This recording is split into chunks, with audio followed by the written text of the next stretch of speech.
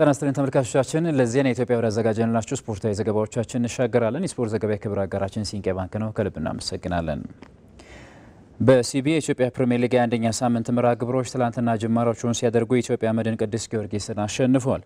ዛሬ የውድድሩ ክስተትና ከመሪዎቹ አንዱ የሆነው አርሲ ነገሌ ኢትዮጵያ ቡናን የሚገጥምበት ጨዋታም ትኩረትን አግኝቷል። እሱ ባላ ተሾመ ሶስት ቡድኖች በኩል 36 ነጥብ ሊጉን የመሩ የሚገኙበት ሲቢኤ የኢትዮጵያ ፕሪሚየር ሊግ 21ኛ ሳምንት ትላንት ያምናው ሻምፒዮን ኢትዮጵያ መድንና ቅዱስ ጊዮርጊስን ባገናኘው ጨዋታ ጅማሮን አድርጓል። ባለፉት 6 ጨዋታዎች አንዱንም ማሸነፍ ያልቻለው ያምናው ሻምፒዮን ኢትዮጵያ መድን በአሰልጣኝ ገብረ መድን ኃይሌ የተመራ ከገባበት የውጤት ቀውስ ለመውጣት የ16 ጊዜ ሻምፒዮኑን ቅዱስ ጊዮርጊስን ገጥሞ ጣፋጭ ድል አሳክቷል። ሁለቱ ቡድኖች የተፈራረቁ ብልጫ በወሰዱበትና ጥሩ ፉክክር የተደረገበት የጨዋታው የመጀመሪያ አጋማሽ በሙከራዎች የታጀበ ነበር። በመጀመሪያው አጋማሽ ከበርካታ ሙከራዎች በኋላ መጠነኛ ብልጫ የወሰዱት ነጭና ሰማያዊ ለባሾች በ41ኛው ደቂቃ ላይ ብሩክ ሙልጌታ ከአማካዩ ወገን የገዛኝ የተቀበላትን ኳስ ተጠቅሞ ያስቆጠራት ግብ ቡድኑን መሪ አድርጋለች። እንደ መጀመሪያው አጋማሽ ጥሩ ፉክክር የተደረገበት ሁለተኛው የጨዋታው ምዕራፍ ዘለግ ላሉ ደቂቃዎች ለግብ የቀረቡ ሙከራዎች ሳይደረግበት ከቆየ በኋላ ረመዳኑ ዩሱፍ ከተከላካዩ ጀርባ የጣለውን ኳስ ተጠቅሞ ብሩክ ሙልጌታ በጥሩ ቅልጥፍና ደርሶ ከመረብ ጋር ያዋህዳት ኳስም የቡድኑን መሪነት ወደ 2 አሳድጋለች። ቅዱስ ጊዮርጊስ ከግቡ መቆጠር በኋላ የተሻለ ጫና ፈጥሮ ለመንቀሳቀስ ሙከራ ቢያደርጉም ኢትዮጵያ መድን 88ኛው ደቂቃ ላይ ብሩክ በላቸው የቅዱስ ጊዮርጊስ ተከላካይ አሚን ነስሩ የፈጠረውን ስህተት ተጠቅሞ ባስቆጠረው ግብ ጨዋታውን 3-0 አሸንፏል። ኢትዮጵያ መድን በድሉ ታግዞ ነጥቡን 23 በማድረስ ከወራጅ ቀጠናው የወጣበትን ውጤት አስመዝግቧል። አንድ ቀሪ ጨዋታ ያለው ቅዱስ ጊዮርጊስ በአንጻሩ በ24 ነጥብ 11ኛ ደረጃ ላይ ተቀምጧል። የሊጉ የ21ኛ ሳምንት ጨዋታዎች ዛሬም ቀጥሎ ሲደረጉ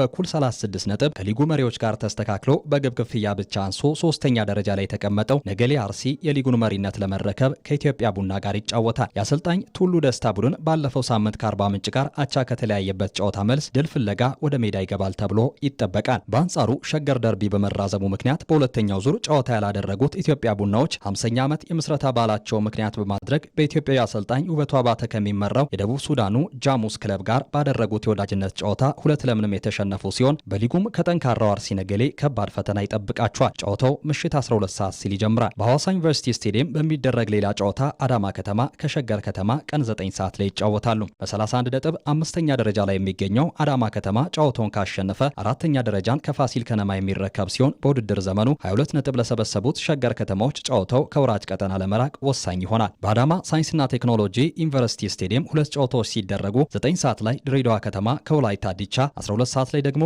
መቻል ከመቀለ ሰባ እንደርታ የሚጫወቱ ይሆናል።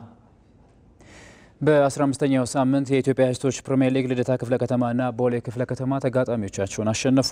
ይርጋ ጨፌ ቡናን የገጠመው ልደታ ክፍለ ከተማ 2-1 በሆነ ውጤት ጨዋታውንም ረትቷል። ትዕግስት ዘውዴና ሜሮን አበበ ለልደታ ክፍለ ከተማ የማሸነፊያ ግቦችን ያስቆጠሩ ተጫዋቾችም ሆነዋል። በሁለተኛው ዙር የመጀመሪያ ድሉን ያሳካው ልደታ ክፍለ ከተማ ነጥቡን 11 በማድረስም ከይርጋ ጨፌ ቡና ጋር በነጥብ የተስተካከለበትን ውጤት አስመዝግቧል። አርባ ምንጭ ከተማና ከቦሌ ክፍለ ከተማ ያደረጉት መርሃ ግብር በቦሌ ክፍለ ከተማ 2-0 አሸናፊነትም ተጠናቋል። ዳሳሽ ሰው አገኘና ሚሊየን ጋይም ደግሞ ግቦቹን ያስቆጠሩ ተጫዋቾች ሆነዋል። መርሃ ግብሩ በሁለተኛ ቀን ውሎ ዛሬም ቀጥሎ ሲከናወን ኢትዮ ኤሌክትሪክ 4 ሰዓት ላይ ባህር ዳር ከተማን የገጠመበትን ጨዋታ 1-0 በሆነ ውጤት አሸንፏል። ሊዲያ ጌትነት በሁለተኛው አጋማሽ 49ኛው ደቂቃ ላይ የኢትዮ ኤሌክትሪክን ብቸኛ አሸናፊነት ኳስ ያስቆጠረችው ተጫዋችም ሆናለች። ከውጤቱ በኋላ ኢትዮ ኤሌክትሪክ በ40 ነጥቦች የሊጉን መሪነት አጠናክሮ የቀጠለበትን ውጤት አስመዝግቧል።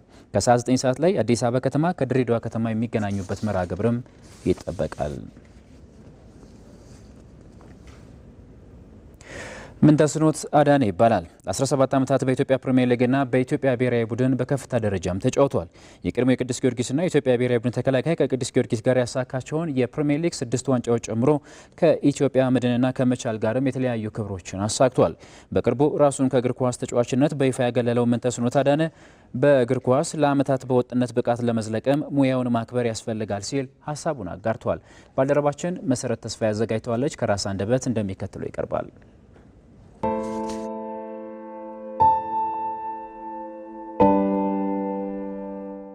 ምንተስኖት አዳነ እባላለሁ።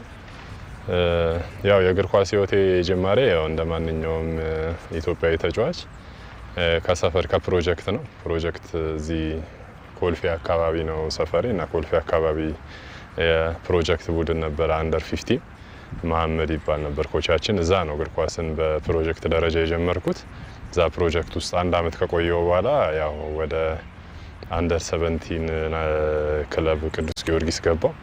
ከዛ ያው አንደር 17 2 ዓመት ከተጫወትኩ በኋላ ያው ወደ ዋናው ቡድን ቅዱስ ጊዮርጊስ አድጌ ያለው ያው እዛ ደግሞ ያው ላለፉት 11 ዓመት እዛ ቆየሁኝ በዋናው ቡድን ደረጃ።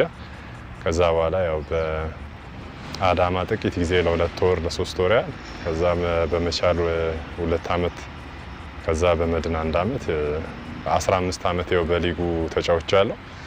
ያው በስኬት ደረጃ ያው 6 ጊዜ የፕሪሚየር ሊግ የኢትዮጵያ ፕሪሚየር ሊግ ዋንጫን ከቅዱስ ጊዮርጊስ ጋር፣ 1 ጊዜ ከኢትዮጵያ መድን ጋር ባለፈው 2017 ላይ አግኝቻለሁ። ከዛ ያው በሲቲ ካፕም ወደ 6 ጊዜ ሻምፒዮን መሆን ችያለሁ። እዚህ አዲስ አበባ ሲቲ ካፕን፣ በደቡብ ሲቲ ካፕም 1 ጊዜ ከመቻል ጋር አንድ አሳክቻለሁ።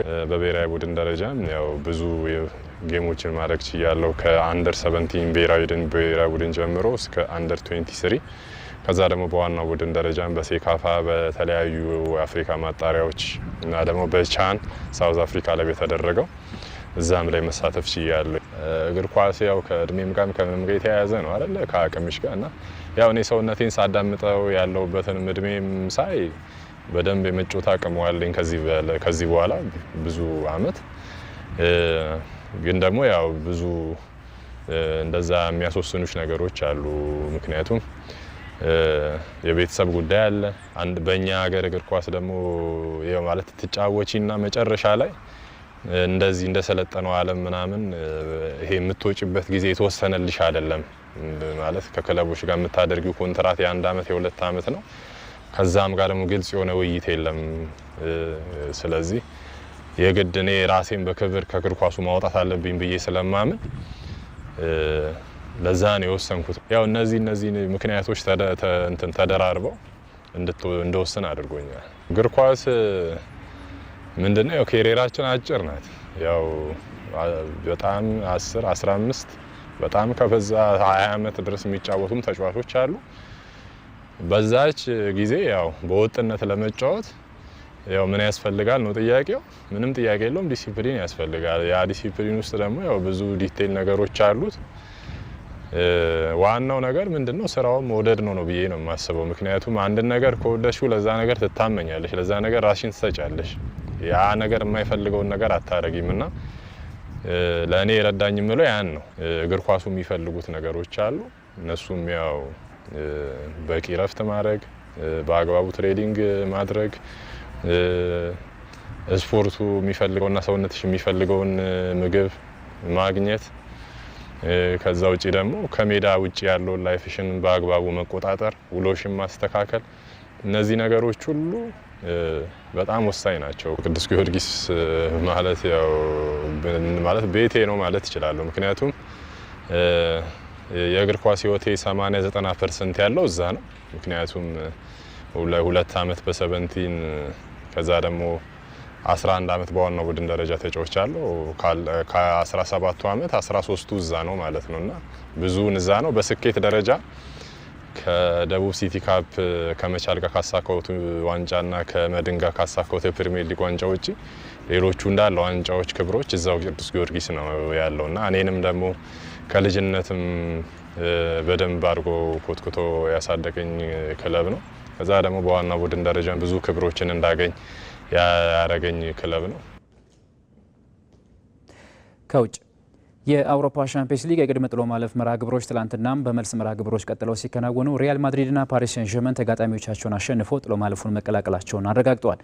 የቱርኩ ክለብ ጋላታሳራይም ወደ ቱሪን አቅንቶ ከዩቬንቱስ ጋር ያደረገው መርሃ ግብር 3-2 በሆነ ውጤት ቢሸነፍም በድምር ውጤት አሸንፎ ግን ጥሎ ማለፉን የተቀላቀለ ሌላኛው እግር ኳስ ክለብ ሆኗል። አዲስ የሸዋስ የአውሮፓ ሻምፒዮንስ ሊግ የቅድመ ጥሎ ማለፍ የመልስ ጨዋታዎች ትላንት ምሽት ሲጠናቀቁ ሪያል ማድሪድ፣ ጋላታሳራይና ፒኤስጂ ወደ ቀጣዩ ዙር አልፈዋል። በፓርክ ደ ፕሬንስ የተደረገው የፒኤስጂና የሞናኮ የመልሱ ጨዋታ 2-2 ተጠናቋል። በመጀመሪያው ጨዋታ ብልጫ የነበረው ፒኤስጂ በመልሱ ጨዋታ ግን በሞናኮ ጠንካራ ፈተና ገጥሞት አምሽቷል። 2-2 በተጠናቀቀው የፈረንሳይ ደርቢ ማርኪኒዮስና ኬቪቻ ክቫራትስኬሊያ ለፓሪሱ ክለብ ግቦቹን አስቆጥረዋል። ኩሊባሊን በቀይ ካርድ ያጣው ሞናኮ በክሊዮቺና ጆርዳን ቴዝ አማካኝነት አቻ መውጣት ቢችልም እስከ መጨረሻው ተፋልሞ ወደ ቀጣዩ ዙር ሳያልፍ ቀርቷል። ሆኖም ፒኤስጂ በመጀመሪያው ጨዋታ የነበረውን የ3-2 ብልጫ በመጠቀም በድምር ውጤት 5-4 በማሸነፍ 16ቱን ተቀላቅሏል። ወደ ቀጣዩ ዙር ማለፋችን ትልቁ ስኬታችን ነው። ሞናኮዎች አስቸጋሪ ነበሩ፣ ነገር ግን ተጫዋቾቼ ለማሸነፍ ያሳዩት ትኩረት የሚደነቅ ነው። አሁን ትኩረታችን ነገ በሚወጣው ዕጣ ላይ ይሆናል ሲሉ የፒኤስጂው አሰልጣኝ ሉዊስ ኤንሪኬ ከጨዋታው በኋላ አስተያየታቸውን ሰጥተዋል። የአምናው ሻምፒዮን ፒኤስጂ 16 ውስጥ መቀላቀሉን ተከትሎ ነገ በሚወጣው ዕጣ ድልድል ከቼልሲ ወይም ከባርሴሎና ይገናኛል። በሳንቲያጎ ቤርናባው ደግሞ የሻምፒዮንስ ሊጉ ንጉሥ ሪያል ማድሪድ ቤኔፊካን አስተናግዷል። ቹዋሚኒና ቪኒሺየስ ጁኒየር ባስቆጠራቸው ግቦች ሪያል ማድሪድ 2-1 አሸንፏል። በድምር ውጤት 3-1 ያሸነፉት ሎስ ብላንኮቹ ለተለመደው ክብራቸው አንድ እርምጃ ተራምደዋል። ሪያል ማድሪድ ከስፖርቲንግ ሊዝበንና ከማንቸስተር ሲቲ አንዳቸውን በጥሎ ማለፉ ይገጥማሉ። በሌላ በኩል በቱሪን የተደረገው የጁቬንቱስና የጋላታ ሰራይ ፍልሚያ በሻምፒዮንስ ሊጉ የታየ ሌላኛው የምሽቱ አስደናቂ ጨዋታ ነበር። ጁቬንቱስ በገዛ ሜዳው በቱርኪያው ክለብ ብርቱ ፈተና ገጥሞታል። ጋላታ ሳራዮች ከመጀመሪያው ፊሽካ ጀምሮ የነበራቸው የማይበገር መንፈስና ጠንካራ መከላከል የጁቬንቱስን አጥቂዎች ተስፋ ያስቆረጠ ሆኖ ነበር። በታክቲክ ብስለት የታጀበው የጋላታ ሳራይ ጨዋታ የቱሪኑን ክለብ በእንቅስቃሴ ገድቦትም አምሽቷል። ምንም እንኳ አሮጊቷ በመልሱ ጨዋታ 3 ግቦችን አስቆጥራ የማለፍ ተስፋዋን ብታለመልምም በጭማሪ ሰዓቶች የተቆጠሩባት ግቦች ግን ቅስሟን የሰበሩ ነበሩ። ታሪካዊ ድል ያስመዘገቡት የተርኪው አንበሶች ጁቬንቱስን በደርሶ መልስ 7-5 በመርታት 16ቱን ተቀላቅለዋል። ጋላታ ሳራይ ነገ በሚወጣው ዕጣ ድልድል ከሊቨርፑል ወይም ከቶተንሃም ሆትስፐር ጋር የሚገናኙ ይሆናል። ተጨማሪ ስፖርታዊ ጉዳዮችን አካተን በኢቲቪ መዝናኛ ቻናል 7 ሰዓት ላይ ወደ እናንተ የምንደርስ ነው የሚሆነው። ለዜና ኢትዮጵያ ያዘጋጀንላችሁ ስፖርታዊ መረጃዎቻችን በዚያ በቁ። በያላችሁበት መልካም ቀን ይውላችሁ።